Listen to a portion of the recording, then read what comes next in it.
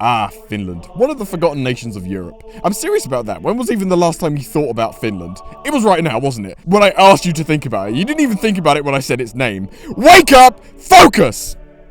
Right. Why did Finland join World War II? Just like you never think about Finland, neither did anyone else in Europe, and she probably could have made it through the entire war without ever firing a shot. But one nation that didn't forget was the Soviet Union, because they're mostly in Asia, and everyone knows that Asians are constantly thinking about Finland. And if you ever looked at a map, you'll realize that this is a lot bigger than this. And if you ever looked at numbers, you'll realize that this is a lot bigger than this. And if you look at this guy, you'll know that he wants to spread power to the workers, and by workers, I mean one particular worker.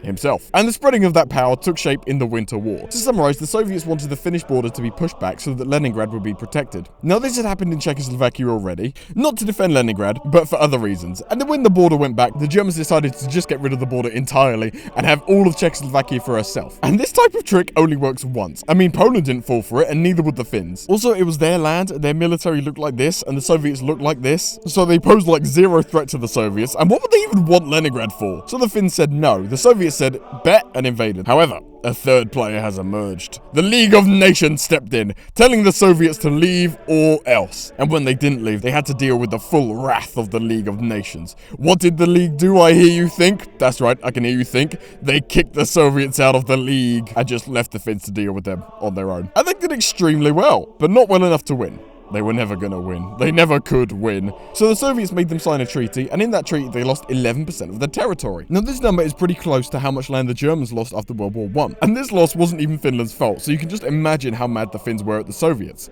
So 2 years later, when the Germans invaded the Soviet Union, guess who was licking their chops on the Soviet border, thirsting for revenge? It was the Soviets.